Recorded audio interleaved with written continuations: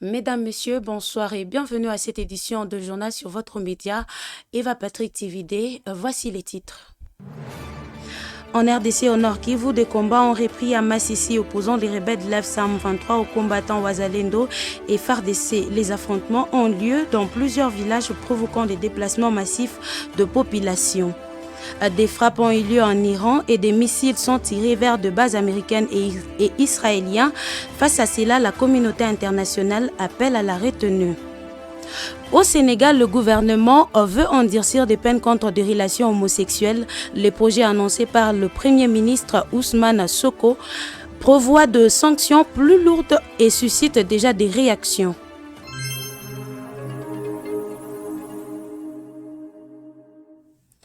Encore une fois, bonjour et bienvenue mesdames et messieurs à cette édition de journal. Ouvrons donc avec une information en sécurité au Nord Kivu. De violents combats ont repris ce matin dans le territoire de Massissi entre l'AFSM 23 et les FARDC, appuyés par le Wazalendo, une situation qui provoque de nouveaux déplacements de population. Détail dans ces reportages.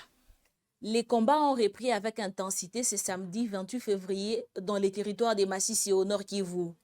Dès l'aube, des détonations d'armes lourdes et légères ont été entendues dans plusieurs villages du secteur de Sobanyungu, Andete, Machaki et Lukole.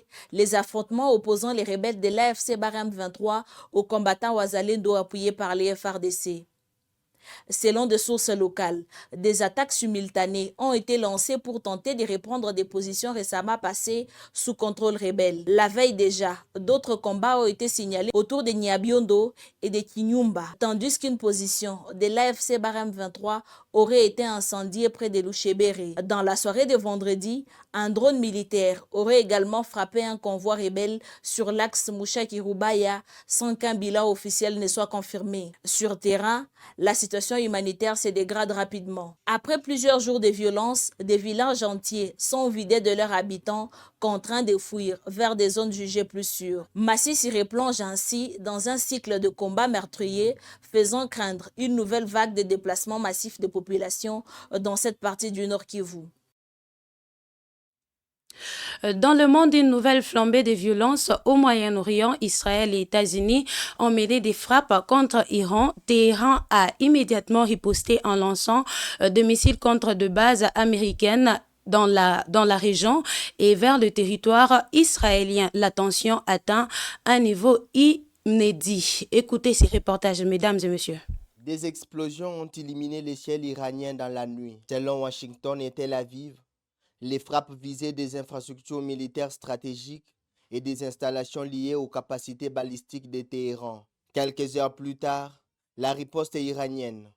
Des missiles ont été tirés vers plusieurs bases américaines en Irak et dans les Golfe, ainsi que vers différentes zones en Israël. Les sirènes d'alerte ont retenti dans plusieurs villes. Les systèmes de défense israéliens ont intercepté une partie des projectiles. Il s'agit d'une confrontation directe sans précédent entre les trois pays. Jusqu'ici, les tensions s'est jouées principalement par acteurs interposés dans la région. Cette fois-ci, les frappes sont assumées et revendiquées. La communauté internationale appelle à la retenue. Le secrétaire général de l'Organisation des Nations Unies exhorte les parties à éviter une escalade régionale. Sur les marchés, les prix du pétrole s'envolent, signe de l'inquiétude mondiale. Les prochaines heures seront déterminantes pour savoir si le conflit s'étend ou une médiation peut encore contenir l'escalade.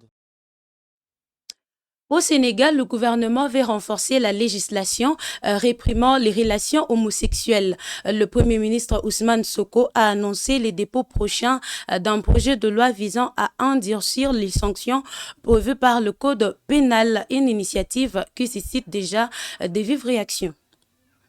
Le gouvernement sénégalais prévoit d'alourdir les peines contre les relations entre deux personnes de même sexe. Selon les grandes lignes du projet évoqué par le Premier ministre, les sanctions pourraient passer d'1 à 5 ans d'emprisonnement actuellement à 5 à 10 ans de prison. Des amendes plus élevées sont également envisagées. Le contexte prévoirait par ailleurs des circonstances aggravantes lorsque les faits impliquent un mineur. avec l'application automatique de la peine maximale. Autre disposition annoncée, l'introduction d'une définition précise de l'homosexualité dans le code pénal ainsi que les sanctions contre toute forme d'apologie. Cette réforme intervient dans un climat déjà tendu ces dernières semaines. Plusieurs arrestations liées à des accusations d'homosexualité ont été signalées dans les pays. Le gouvernement affirme vouloir renforcer les cadres légaux existants, notamment à travers une modification de l'article 319 du Code pénal. Même des organisations de défense des droits humains dénoncent une atteinte aux libertés fondamentales et s'inquiètent de conséquences pour des personnes concernées. Au niveau international, plusieurs voix appellent également au respect des droits humains et au dialogue. Le projet de loi devrait être examiné dans les prochaines semaines. Un débat sensible qui relance la question des droits et des libertés dans le pays. De retour en RDC, la coopération entre la Chine et la République démocratique du Congo a été mise à l'honneur à Kinshasa à l'occasion de la célébration du Nouvel An chinois. Les deux parties ont salué la solidité, voulais-je dire, de leur partenariat stratégique et réaffirmé leur ambition commune. Suivez.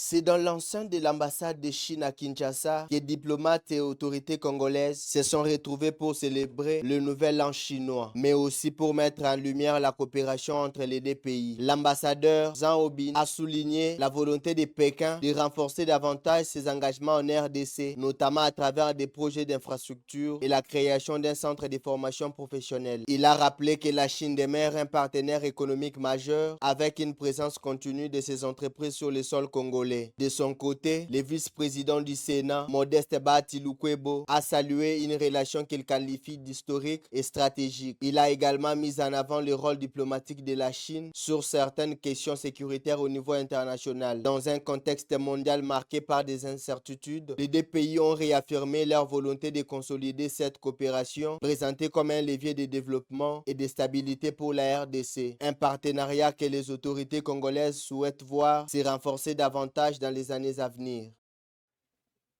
La RDC présente sa candidature à la tête de l'Organisation internationale de la francophonie avec Juliana Lumumba, âgée de 71 ans, fille de Patrice Emery Lumumba. Elle affrontera peut-être Louise Mushikiwabo aux élections prévues en fin de 2026. Détail dans ces reportages. Le gouvernement congolais veut jouer un rôle plus actif au sein de l'espace francophone. Dans un communiqué rendu public le 27 février 2026, il annonce avoir porté la candidature de Juliana Lumumba à la tête de l'Organisation internationale de la francophonie. Pour les autorités, cette initiative s'inscrit dans une volonté de contribuer au renouveau de l'institution et de promouvoir une francophonie davantage connectée aux réalités du peuple et aux défis contemporains. Âgée de 71 ans, Juliana Lumumba est présentée comme une figure expérimentée de diplomatie culturelle et de la coopération internationale. Diplômée en sciences sociales de Paris, elle cumule plus de 3 décennies d'engagement dans le domaine de la gouvernance, de l'intégration africaine et de l'entrepreneuriat. Fille de Patrice Emery Lumumba, elle a notamment dirigé pendant plusieurs années le secrétariat général de l'Union des chambres de commerce africaines, arabes et islamiques au cœur, avant de poursuivre une carrière internationale comme consultante et conférencière. Dans cette course, la candidate congolaise pourrait faire face à l'actuel secrétaire général Louise Mushikiwabo. L'élection du prochain dirigeant de l'organisation est attendue d'ici la fin de l'année 2026, soit par consensus d'États membres, soit par vote. Membre de la francophonie depuis plusieurs décennies, la RDC entend ainsi renforcer son influence au sein des instances internationales et faire entendre davantage sa voix dans l'espace francophone. Une candidature qui ouvre une nouvelle séquence diplomatique pour Kinshasa à suivre dans le prochain mois.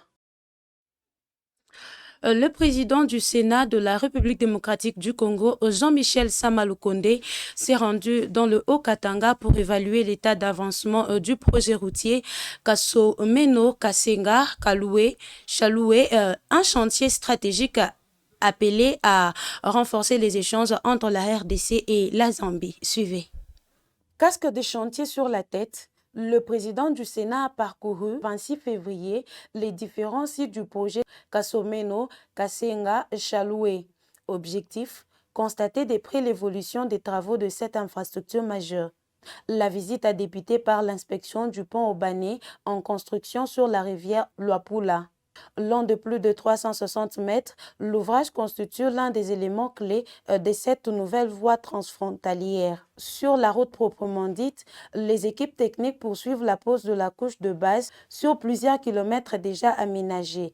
À terme, l'axe comptera plus de 100 km du côté congolais et environ 90 km en territoire zambien. Le projet comprend également un poste frontalier intégré à arrêt unique destiné à fluidifier les formalités douanières entre les deux pays. Supervisé par l'Agence congolaise de grands travaux, les travaux mobilisent plusieurs entreprises et sous-traitants. Les responsables du chantier assurent que toutes les équipes sont à pied d'œuvre pour une livraison prévue en mai 2027. Selon les autorités, cette nouvelle route permettra de réduire d'environ 250 km les trajets des camionneurs en direction du port de Dar es Salaam, offrant ainsi une alternative en passage vers Kasumbalesa. À l'issue de la visite, le président du Sénat s'est dit rassuré par le rythme d'exécution et a salué l'engagement des équipes mobilisées sur le terrain.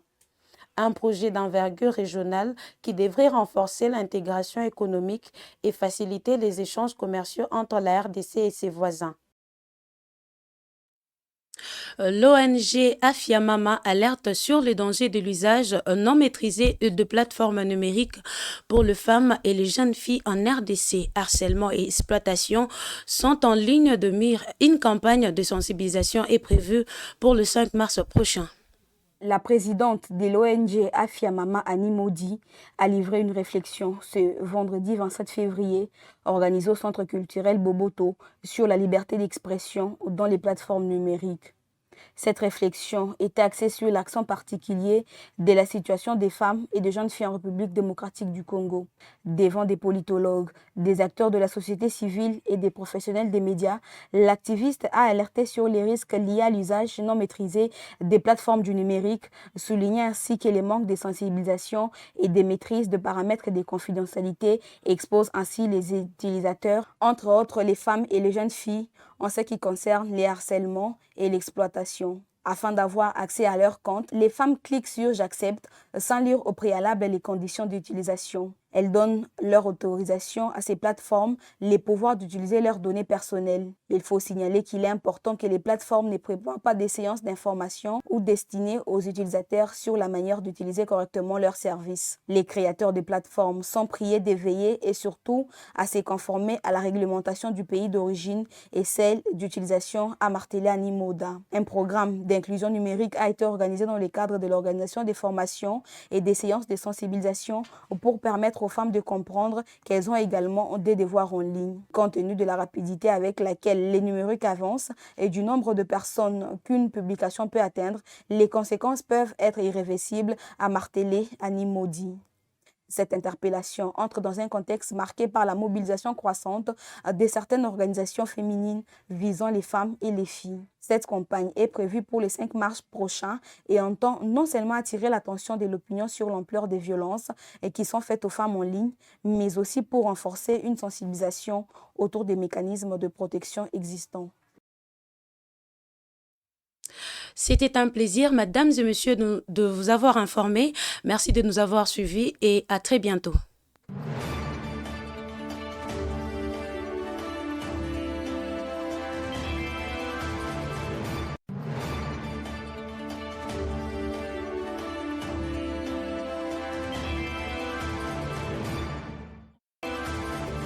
Troubles du système immunitaire, chute de tension, maux de tête, fatigue, perte de poids, frigidité et diarrhée. Dites adieu aux inconforts et retrouvez une nouvelle jeunesse avec une tasse du Maxi Bien-être au quotidien. Une solution bio composée des plantes traditionnelles, 100% naturelles et reconnue pour sa vertu. Une formule adaptée pour hommes et femmes. Depuis plus de 10 ans, le Maxi Bien-être Café renforce le système immunitaire, restaure la fatigue physique, améliore le sommeil, aide à stabiliser la tension et la glycémie, nettoie les reins, soulage l'hémorroïde et la constipation. Maxi Bien-être restaure les dysfonctionnements sexuels, l'impuissance naissance et l'éjaculation précoce. Maxi Bien-être est disponible partout dans le monde. Passez vos commandes sur le numéro affiché.